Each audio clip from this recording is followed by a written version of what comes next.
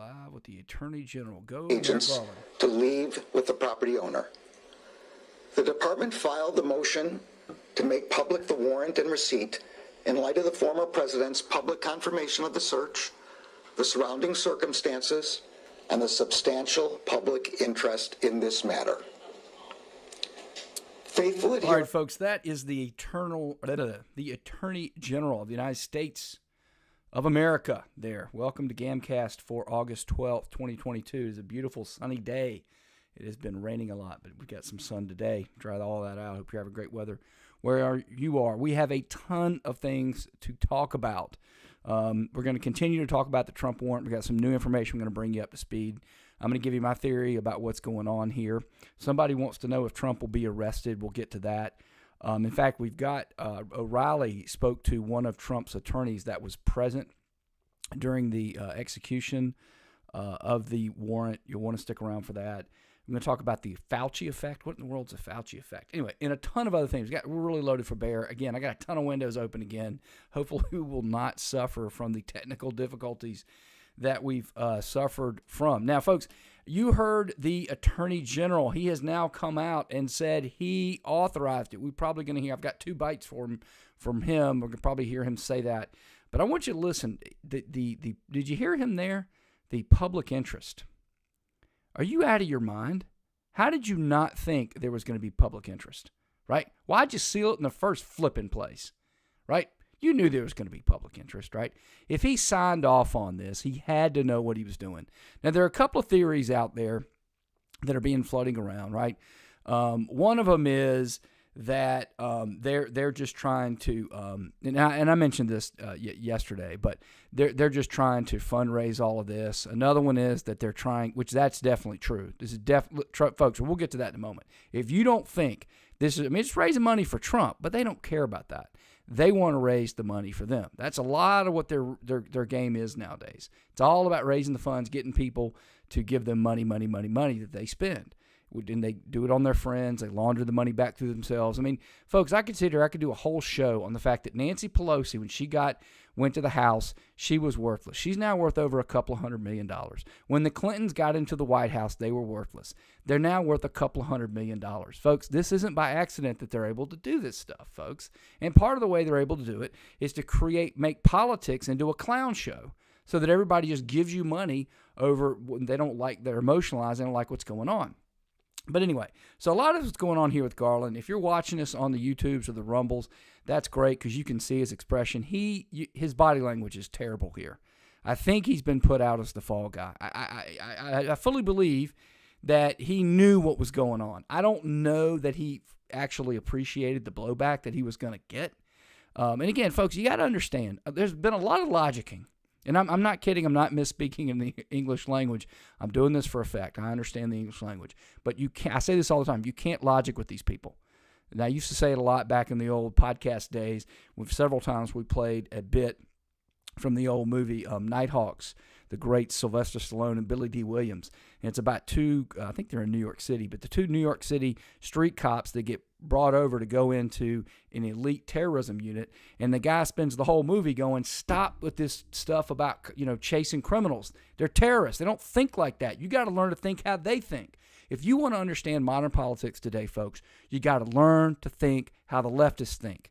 And they don't think the way we think. They don't think logically. If you're logicking, you're losing, and you're trying to understand them, right? And another thing, these folks, and we're going to get the reaction. I've said before, and now we've had enough percolation. We know only one Democrat that I know of, or maybe a couple others, but very few of the mainstream media or Democrats, and I understand I repeat myself, but have come out. Now, Andrew Cuomo, to his credit, he did. He said, hey, if this is not immediately released, if it's not transparent, if the reasons aren't given, it's gonna undermine everything we're doing, including January 6th, or words to that effect. I was gonna pull it up, but I got too many windows as it is, and I don't want my computer to crash. I got to figure out how to get more memory on this thing or something. But anyway, so we now see that they ate it up, and folks, that's part of what's going on here. Whoever cooked up this cockamamie idea, right? And I don't know that we'll ever know, but whoever came up with this idiotic idea part of the reason they came up with it is they're emotional. They don't think through things. So they don't have the ability to go, if we do this, we'll do that, we'll do this, we'll do that. They're just all trying to create a narrative, right? Number two, they never hear from anybody. There was a time when they would have a couple of people in the room. Merrick Garland would have been one of them, by the way, folks. I'm going to explain that in a minute. But they'd have people in the room that would kind of toss it, a former president, it's never been done. I mean, it's just going to be a furor. I mean, I know we can overcome it, but is the juice worth the squeeze here? I would just be careful. What?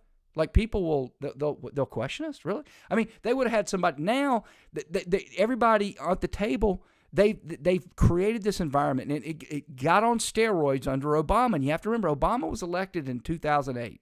Okay, he took office in 2009, but all that 2008 phenomenon about hope and change and all this crap, it took a couple years for people to start, him to start bringing that leftism on steroids into the Democrat Party. But it only took a few years, and they got rid of anybody that would be the one to be like, I have friends that are Republicans, and they say this. Oh, really? They say this, they say that. It doesn't work that way anymore. So, whatever they cooked up there, Merrick Garland was going to go along with it, and he probably didn't even appreciate how bad it was. Anyway, let's listen to a little bit more of Merrick Garland, because this is, folks, in addition to the fact that really all that matters here is that some Democrats need to object, which hasn't happened. The independents really need to go against them in droves, which so far from what I've seen from the polling hasn't happened. I see a lot of conservative / Republican / constitutional, whatever you want to call them, voices out there saying, oh, this is bad, it's backfired. I'm not seeing that. And I've been looking at the polls. And the independents, they're against it, but only about 58, 59, 60%. This ought to be 99 to nothing from the independents and the Republicans. I understand the Democrats are lost, but, when the independents are going, well, maybe there's something. I don't know. I kind of don't like it, but you're lost. So anyway, let's listen to more of Merrick Garland. And I want you to imagine that if you're Merrick Garland, you've done this. And again, either you knew or you didn't know. I'm guessing they didn't have any idea because they don't have anybody in the room to tell them, and they don't think about these kinds of things anymore. They don't think about the rule of law constantly. I want you to, once it's known to you, people go, oh my God, you mean if I go after a citizen and I show up with 30 people with guns and badges, I pull people out of a person's home. You understand? This is where he lives, where he plays with his children, right? There's all this stuff, right, from The Godfather. They went there, right? Now they see the fervor, and they're sort of like, they're looking at him like, oh, that's weird. Wow. Oh, you're not happy? Oh, interesting. What would you do when you were saying, let me go to the microphone? What would you do? Would you do something like this? So the rule of law is the bedrock principle of the Justice Department and of our democracy. Upholding the rule of law means applying the law evenly, without fear or favor. Under my watch, that is precisely what the Justice Department is doing. Now, folks, the entire cycle of this week that I missed early on because I was out of town has been about nothing but this. That's all the Republicans are talking about. That's it. Is this rule of law. That's the whole basis, right?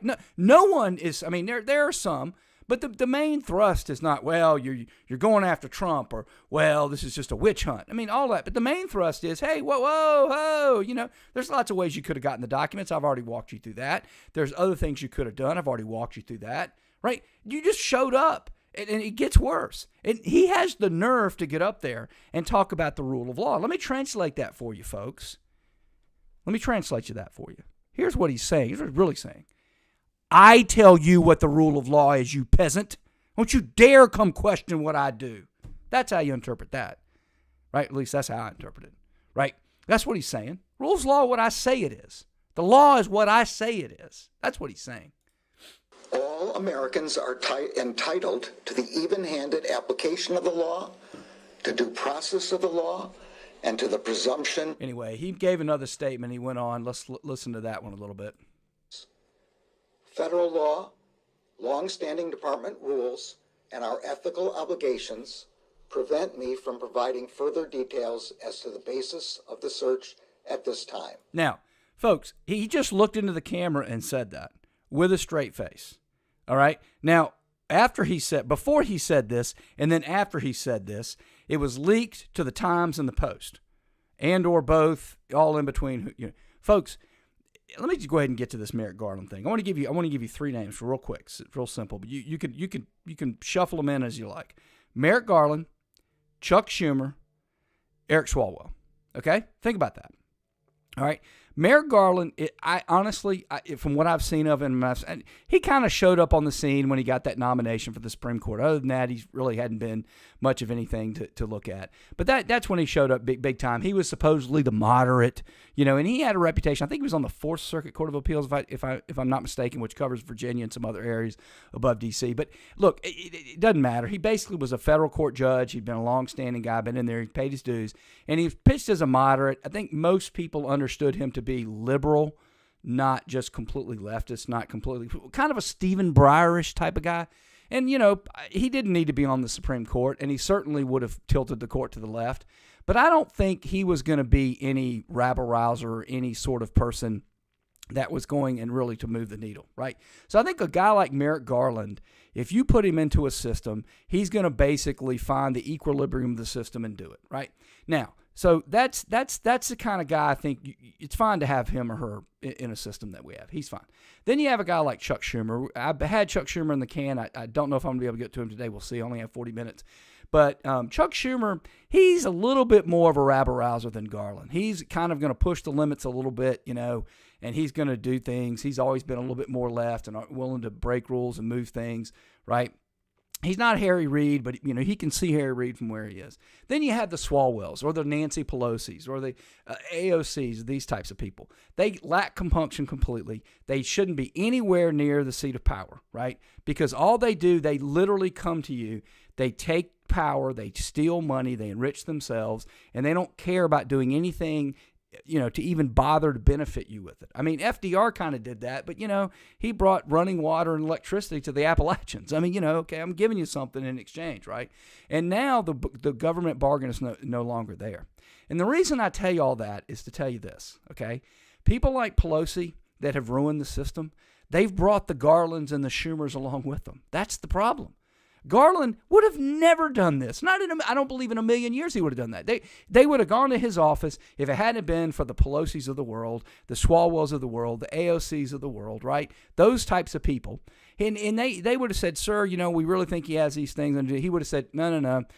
Issue a subpoena. Go the process I told you about the other day. Go to a court. Tell the court he's he's not following the subpoena. We really need to have a hearing in front of the people. And, if you've done all those things, come back to me in a couple of months after you've done all that. And if he still hasn't complied, we'll talk. But that's what he would have done. But in this system, he does exactly what they ask him to do because he knows what he has to do. He knows who runs the system. And that's the problem with the modern Democrat Party. A guy like Garland, he would have been a fine New Dealer. Right? In the 1980s, 1990s, he would have been fine. It's only in this system where people like him who know what they're doing is wrong will go out and do it anyway. Right? And then, talk about the idea here that he's trying to defend this thing the day after. But anyway, he continues. There are, however... I just don't... golly. All right. This is the problem with being live, folks. I'm going to have to start keeping this open because anyway... I know there's some of you out there that enjoy hearing this, and there's some of you that are just like, stick to the issues. So anyway, sorry. Certain points I want you to know. Okay, what do you need us to know? I personally approved the decision to seek a search warrant in this matter. Second. Okay, first, I don't necessarily believe that. I think it's highly likely he's the fall guy, and that he's now basically, in other words, I don't think he was fully aware of it. I think somebody might have said, sir, we're going to be doing some things at Mar-a-Lago and this and that, and you're okay with that. Yeah, just continue as you need to. I don't know that he knew what they were going to do, but at this point he's coming out, he's the fall guy. It doesn't really matter either way. The department does not take such a decision lightly. Okay, all right. So you did it on purpose. All right. Where possible, it is standard practice to seek less intrusive means as an alternative to a search and to narrowly scope. Okay, now I told you about that when I first talked about this on Wednesday. You heard me say it. If those of you who missed it, everywhere you get podcasts, you can go to YouTube, you can go to Rumble, you can watch them. I walked you right through what you would do. And again, he's being truthful about that. Okay, that's true. Why didn't you then? Again, you're not going to get an answer to that question. And, because of the mainstream media, you're not even going to question. That'd be the first question I'd ask him. Sir, you say, why couldn't you in this instance? Won't even be asked. any search that is undertaken. Third, let me address recent Now, you heard the first two, okay? They had something to do with this. He doesn't explain it. He just says it. Notice he didn't do either of the things that he was supposed to do, right? He did take it lightly, apparently. He pissed off half the country, right? And he didn't take less intrusive means. He doesn't explain why. He just says it's our policy to take it seriously, but we're not going to do it. Now, third, let me get to this. attacks on the professionalism of the FBI and Justice Department agents and prosecutors. I will not stand by silently when their integrity is unfairly attacked. The men and women of the FBI and the... Anyway, you get it. Okay, and again, this is the loop. This is the environment we find ourselves, folks. Okay, I just translated for you a moment ago what he said. I tell you what the rule of law is. Let me translate this for you. Don't you dare come talk to me about what I tell you. This is Darth Vader from, I think it was The Empire Strikes Back.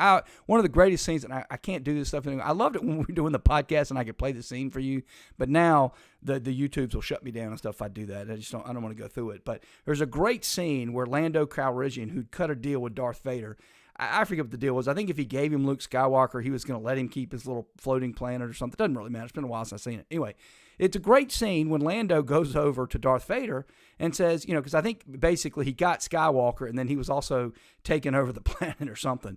And he went to Skywalker and said, hey, this wasn't our deal. And I used to use this a lot in the context of explaining the law to people. And Darth Vader didn't miss a beat. He looks him dead in the eye and says, I'm changing our deal. You just better pray I don't decide to change it further. And Lando, to his credit, the great Billy D. Williams said, oh, okay, we're done. Thank you, sir. Thank you. I'll be on my way. Thank you, right? And I use that because a lot of people think with litigation, oh, I'm going to show them this document, or they have to admit this or this, and I have to explain to them. No. Most people aren't Darth Vader. Most people go, hey, this wasn't our deal. Oh, sorry, Mr. Calrissian, you don't seem to understand, but that was our deal. When I said yes, I really meant no. And the code is when I say 500, it really means 200. And you see, that's the way. They don't do that. Human beings go and do what Garland's doing here, right? I mean, it's unbelievable to me. I tell you what the rule of law is. How dare you question me or anybody? I mean, think about that. Is that what you would do? Right? If that was you, you'd go hat in hand and go, look, it might have been that a mistake was made. We will get to the bottom of it. I assure you, everything was above board. It's all above board. I assure you, there's nothing to see here. Those of you that are upset, we understand. It was something like that. But he doesn't do any of that crap, right? And again, you can think, folks, when you see that and you get upset about it, first off, don't get upset. Don't break the law. Don't do anything wrong. But first and foremost, understand what we are, right? We're making people like that, okay? That's how you create a Fauci, right? I don't think he would have done that on his own. I don't think, Fauci, I don't know where he falls. He's probably a Schumerish type guy. I know he's not an AOC or a Pelosi. But that's what we've created. We've created a government where good, otherwise decent people become fiends. And it's just where we are. So let me go ahead and get this to O'Reilly here real quick. So O'Reilly had on one of Trump's lawyers. Apparently she drove up from Fort Lauderdale to be present while the FBI was conducting their unconstitutional and improper raid. Take a listen to this exchange. There's something really important in here. And see if you catch it. I'll tell you what it is in a minute. Okay, well, if we had volume, it would help. Why don't we have volume? I don't understand. Upset, yeah, and surprised. And he was caught by surprise, although he did know before. They're talking about Trump here. Trump was caught by surprise of the subpoena. The actual raid. How long before the raid did he know it was going to take place? He knew when they were already on the property. I don't know exactly when he was notified, but he was notified before I was. Okay. But it wasn't the night before, you didn't have any prep time or anything like that. They just kind of showed up. In general, were the FBI respectful to you, Lindsay Halligan? Yes, they were. Okay, so they weren't abusive. They didn't yell at you or push you around. No. So let's get into then advancing this story. So this happened, okay? As far as you know, and the Trump organization knows, is there any questionable material that you guys have been discussing on how to frame if the Justice Department says, hey, we found this? Are those conversations underway? No, I don't think that's a topic of conversation. There's nothing that they could have found. Nothing has been brought to your attention that could be a deficit for Donald Trump at this point. Nope. And the lack of transparency on the Department of Justice side is really telling. Absolutely. We don't know much more than the public does, honestly. Now, did you hear that, folks? A little bit long. I should have cut that a little shorter. I apologize. We don't know much more than the public knows. Now, folks, that's bombshell. That's bombshell. And you heard Garland saying, we're working on unsealing it. We gave it to the Times and the Post, but yeah, okay. Give me a break. You didn't have to seal it in the first place. If you wanted unsealed, to be unsealed, right? But Trump and those folks didn't have it. Now, the O'Reilly segment here, if you want to, it's called the No Spin News, August 11th, 2022. If you watch on YouTube, you can see it. If you listen to the podcast, August 11th, No Spin News. You can find it on YouTube. You can listen to the whole 30 minutes of it. But essentially what she said was she was allowed to see it at a distance. She was not allowed to hold it. So they don't know much more than we do, right? Now, folks, you just heard the Attorney General, that was today, I believe, literally get up there and talk about the rule of law. The rule of law is you give the person the subpoena. You leave it with them. You leave the inventory. These people have got a lot of nerve, okay? And again, I don't need agreement here. I just want clarity, right? They're not kidding around. Now, getting real quickly here to what a lot of people are talking about how this is going to rile people up and it's really going to backfire. Folks, people that are telling you that are just wrong. This is just another in a long step of them moving towards communism and getting rid of the rule of law, getting rid of the Constitution. It's just another thing. Let's just push the envelope. Unprecedented basically describes the Biden administration. It's the continuation of the Obama administration, and they're just going past every single solitary thing they can. So now, former president, political rival, check that box, check that box. Ignoring lawyers, check that box. No longer attorney-client privilege, check that box. Oh, you get to see a warrant, get rid of that. I mean, folks, there are no consequences, and they're just seeing how far can we push it. And sooner or later, God bless, I hope, they're going to run into something and somebody's going to push back. But I doubt it. But anyway, just so those of you who think that, oh, and by the way, I'm not going to spend time on this. Well, let's get to it in the consequence of this next thing. So one more thing on Trump. I hope this is the last thing because I really do want to get on this. God bless America. We're already 22 minutes in. I say this all the time. I really wanted to do a lot of things with this live stream / podcast. I can't do them because every day we spend all our time debunking the nonsense on their side. So anyway, so this is a Democrat influencer. She's on Twitter. She's got 535,000 followers and stuff. And I just want you to, oftentimes it's good. I do this. I read both sides. I have all my life. It's just the way I'm wired. It's gotten to the point where it's almost difficult to read this stuff. I mean, I swear to you, I'm not kidding. The government's response about why they had to show up with 30 people and why they took stuff and why they had to do it the way they did it is it had something to do with the nuclear codes. Now, folks, I think it was Voltaire that said if you can get people to believe absurdities, you can get them to commit atrocities. And I remember hearing that a long time ago, and I never had to use it because I thought that's a pretty cool quote. Yeah, but you start living through this nonsense, that starts to make a lot of sense then. It's like, oh, yeah, if I can get people to believe absurdities, then maybe I can get them to, I would have thought Americans would never believe this. I mean, if you'd have told me that a former president, and again, it shouldn't matter if it's president, but it does, and a political rival still, got a career, that they would show up with 30 people armed, not let you see the warrant and haul off a bunch of stuff out of your home, I wouldn't have believed it 15 years ago. I would have said, no, I don't believe it. I'm going to have to see that.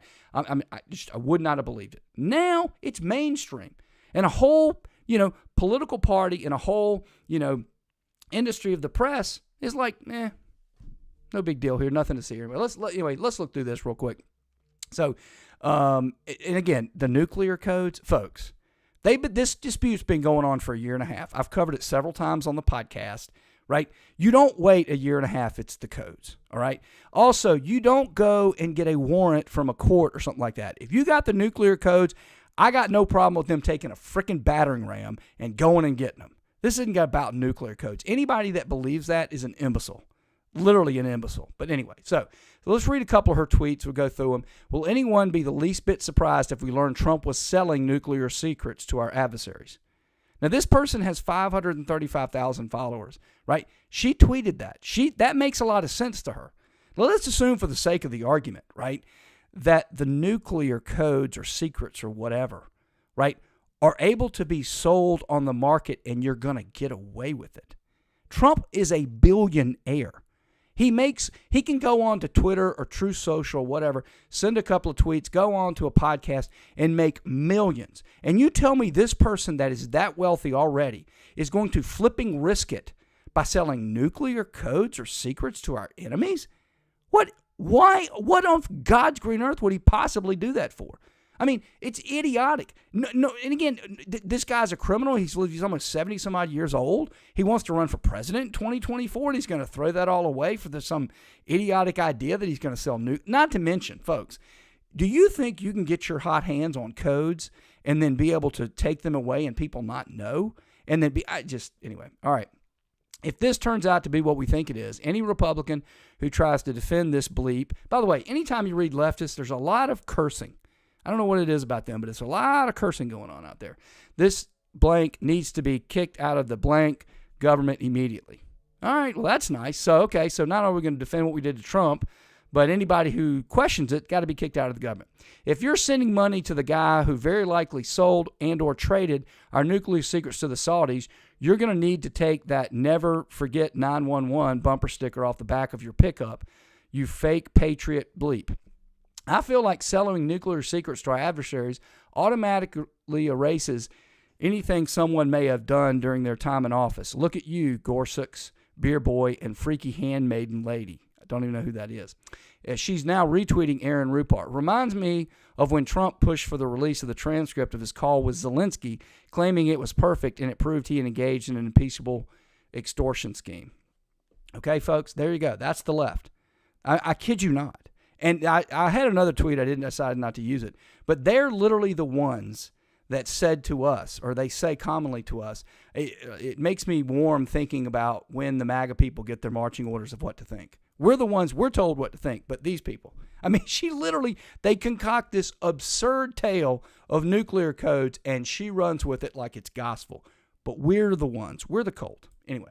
I've had this in the can for a long time. Let me do it. This is Chuck U. Schumer early in 2017, shortly after President Trump was sworn in, and I think it will speak for itself. Re ipsa loquitur in the Latin, folks. Anyway. But he's taking these shots, this antagonism, this taunting to the intelligence community. You take on the intelligence community, they have 6 ways from Sunday at getting back at you.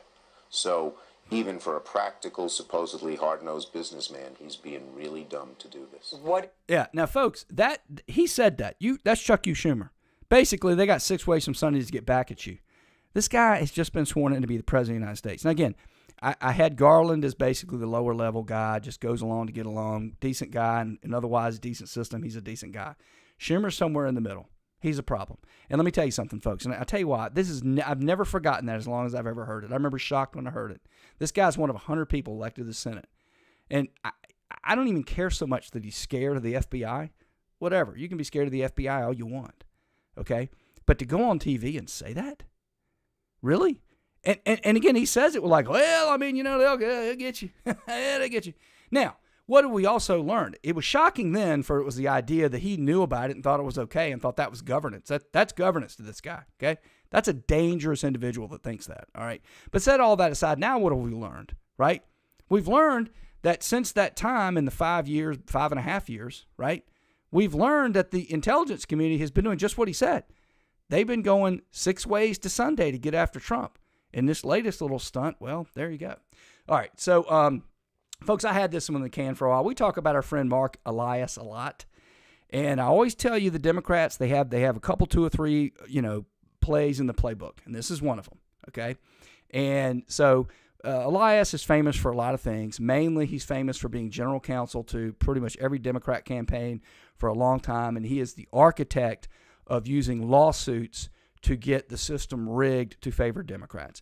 The most famous thing that he did that I can think of right now was he got everybody to change the voting laws in 2020 that made it Democrat-friendly. He's continuing to do that.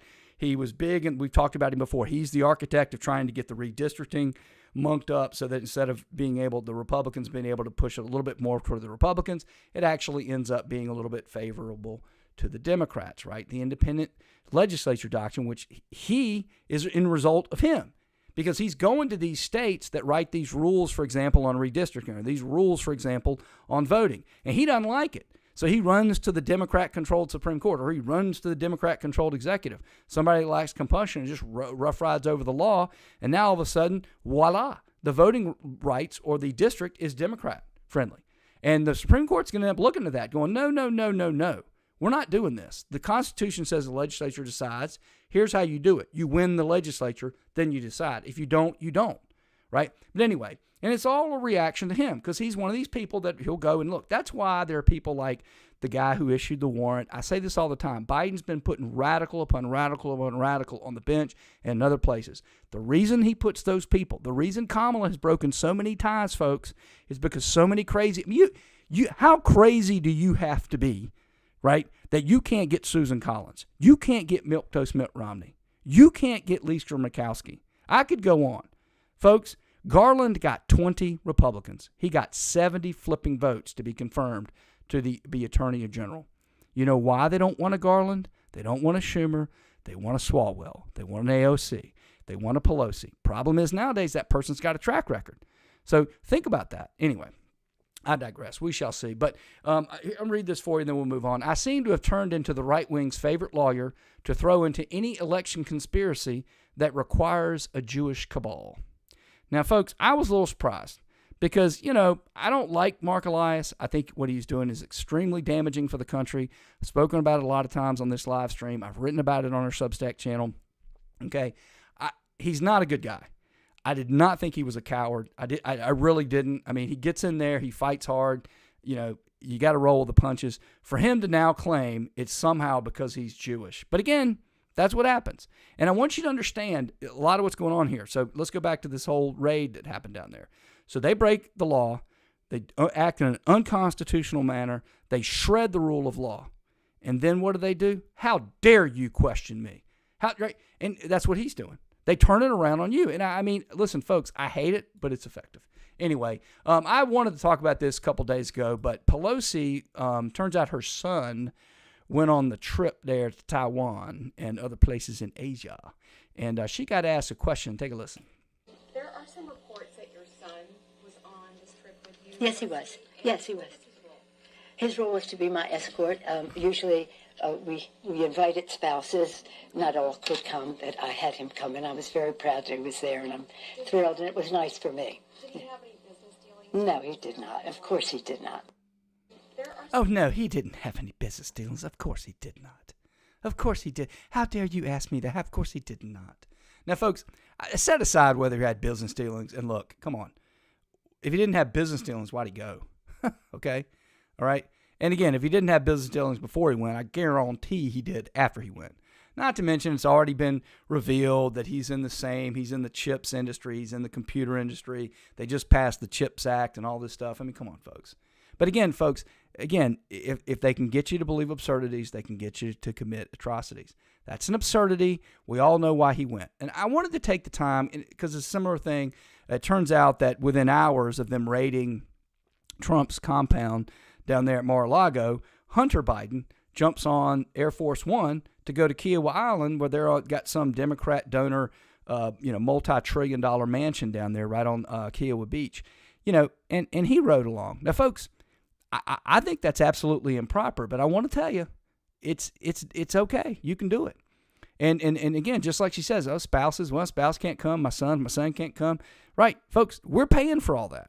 So forget about it. Look, I think the bigger problem is he went over there and made money. And again, that's why he's going. I mean, how stupid they think we are, right? I know why you brought him along, because you go and you see, that's the Speaker of the House, the third-ranking person in the United States of America.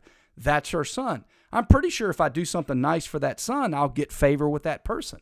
I mean, folks, a child could understand that, okay? And again, the fact that Pelosi would do that out in front, but again, folks, that this has been going on for a long time. This is nothing new, and I'm not singling out Pelosi. Biden does it, right? I mean, I remember telling somebody, I can't remember who, I remember telling something about the fact that when Joe Biden was the vice president of the United States, that Hunter, somebody wrote an article that revealed that Hunter had been on 100 trips or something over to various places. And they were shocked by that. And I was thinking, well, to me, that's evidence of the corruption. But to me, the bigger problem is when you go on business trips, are you allowed to take your spouse? Are you allowed to take your son or your daughter? Did they get a hotel room for free? If you're in the federal government, they do. And again, I suppose a little bit of credit to the reporter for asking the question. But folks, this stuff is just you're basically lost when you're at this point. So here's a story that showed up in my Twitter feed I thought I'd share with you. And again, a lot of people are getting this one wrong. A lot of people think this is a good idea. But Houston School District approves $2 million. Didn't misspeak there, folks. Million. $2 million to purchase weapons, ballistic shields, and more for district's police officers. Now, folks, we got a big-time major league problem already. But here, let me tell you something. This overreaction to shootings and violence, that's why, again, I tell you all the time, there's only one system that's the rule of law, the Constitution. All other systems lead to tyranny, all right? And here's an example right here. Because people are fearful of what's going on, if you go look at the statistics, you're no more likely now, in fact, you're a lot less likely now in human history, in American history, to be shot with a firearm. You just are. I could go into the stats. It doesn't matter. Right. Now, you're going to spend Houston's going to spend $2 million. Well, Dallas is going to end up spending some money, and then every other school district in Texas is going to spend some money, and it's going to get to the other states. Guess where that money's coming from, folks? Guess where that money's going? That money's going to friends of the school district, to friends of the mayor, friends of the city council. They'll then give them campaign contributions. They'll then give their friends better jobs. Folks, that's not the rule of law. The rule of law is everybody is treated equally. You go out there, you work. Those that work harder get ahead a little bit more. There's a safety net, etc. This type of thing right here should not be celebrated. Oh, look, we're finally going to get out there and protect the children. No, we're not. Give me a break. They've just figured out another way to steal our money. Anyway, so here's a commercial from Boston Children's Hospital.